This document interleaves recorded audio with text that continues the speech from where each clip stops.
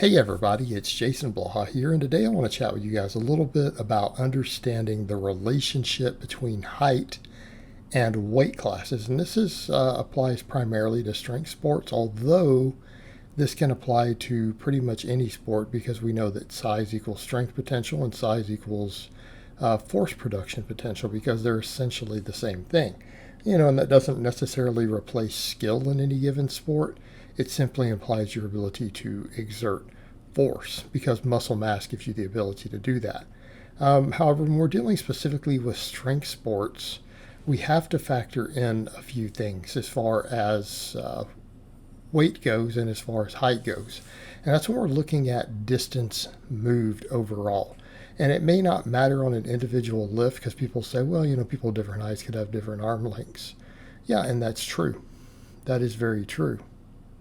However, when you start applying it to multiple lifts, like say the squat, bench, and deadlift, you do start to find a very, very, very clear advantage to being shorter regarding the weight moved. And what I mean is that in order to move a weight a shorter distance, it requires less total force. Okay, so if one person is moving a weight 24 inches and another is moving the same weight 18, they have to produce a hair less force to do it. Then we come over to the moment arms involved in the levers, right? The length of your arms and legs and torso and things can work against you in terms of leverages. So when you understand it from that perspective, it starts to make sense of why a lot of coaches say weight classes are really just height classes in disguise. Okay, and so what that means is that a shorter person will always have a better relative strength, or at least the potential to, all other factors being equal. Okay, because there are other factors involved, body composition, certain genetic predispositions towards muscle fiber distribution, insertions, everything else. But that's why people are so shocked with an ant. They're like, oh, an ant is just so strong. Well, no, an ant's not really that strong, right? You'll never see an ant bench press 500 pounds, okay? Never see an ant bench press 1 pound. So they're not really strong. It's just their relative strength is high. But it makes sense because they're so small.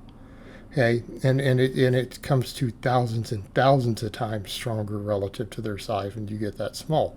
However, in humans, you do see this same sort of scaling. And it's basic physics. Okay, so if you have a physical leverage advantage due to being shorter, muscle mass becomes a big deal at that point. Well, what determines our limit on muscle mass? Well, it's going to be weight.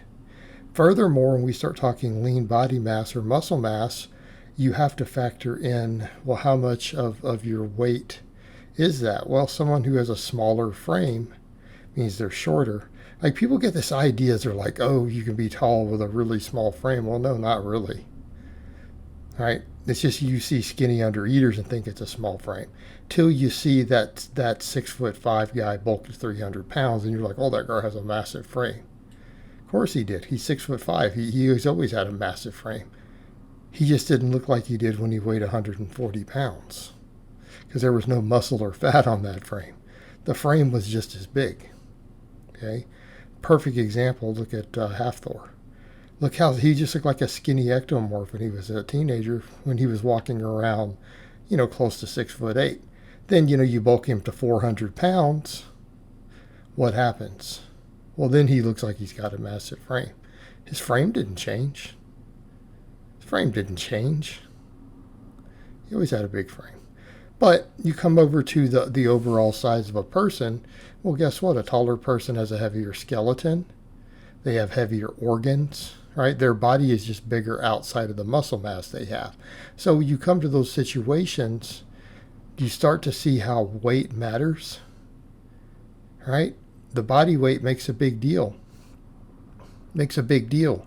So when you start factoring things in, all things considered, at 180 pounds body weight, let's say you have a guy who's 5'6" and another guy who's 5'9", right? 3 inches apart, 5'9" being about the average for North America, 5'6" being a shorter than average guy. Okay.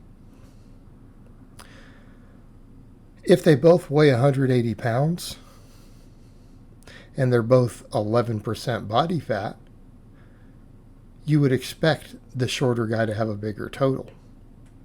What does that also mean? Well, when we start looking at relative strength, they're going to scale differently because obviously 3 inches height difference, if two guys have the same body weight and the same body fat percentage, they're not equal development, are they? The shorter guy is clearly more jacked. They probably have more time in, maybe they've used more stuff, so on and so forth.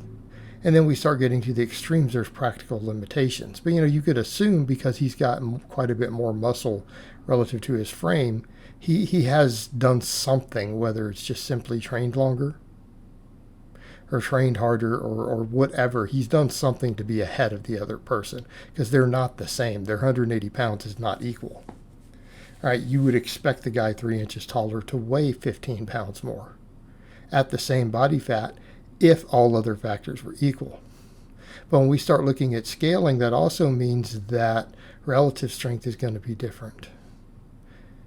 Okay, and it's going to mean that to get the same total, right, for both of those guys to have, I don't know, a 1,300 pound total,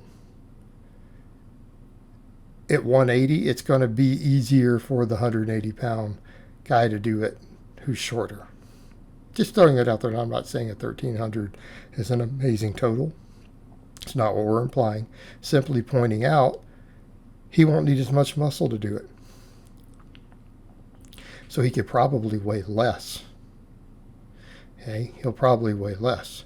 Now, when we point this out, people like to say, well, what about these extreme examples? They'll give an example that's impossible to achieve. Well, yeah, but that's not practical. We're not dealing with that in the real world when we're comparing real people who are seriously lifting. Okay, like they'll say something like, well, what if this 5'3" guy got up to, 300 and something pounds? Wouldn't he be mostly fat? Is he still going to be stronger than the 6'9" guy or the 7 foot tall guy at 300 pounds? Well, no, because he's just fat. It's like his frame isn't going to allow him to put that much muscle on. He's not going to be a reasonably lean 300 pounds ever. I mean, maybe in theory with enough bodybuilder type drugs, but I mean, that is very, very extreme and rare. Okay. Whereas in a guy who's, 7 foot tall, because people love to create these hypothetical scenarios. Well, the guy who's 7 foot tall, I don't know that 300 pounds is that big. Okay. Meaning he's not, obviously nowhere near as developed. He's probably not even at his max muscular potential unless he's very lean. So these aren't really realistic comparisons. These are extreme examples people like to create to say, aha, you're wrong. Well, no, because this rule applies to almost everyone. So in other words, the relative strengths are going to be much, much better. So how does this translate into the real world? Well, what this means is that when you walk into a weight class in a competition, odds are either the shortest or the leanest guy in that weight class is going to win until we get to the extremes. Okay, obviously the extremes, it changes. So generally speaking, if you're taller than average for the guys in your weight class, you're going to have to be shredded to be competitive. You're going to have to be the leanest guy there. And by that same token, a shorter guy can be a little bit fluffier and still oftentimes dominate that weight class if he's shorter than everyone else there. Because again, he requires slightly less muscle to have the same total. A little more wiggle room there. But at the end of the day, if you take any sort of substances out of the equation, there will be a direct scaling to where you're only going to be competitive at a high level in a single weight class at any given height. All right, guys, well, that's really all I have to say on that today. I hope it's been informative, and I'll talk to you guys next time.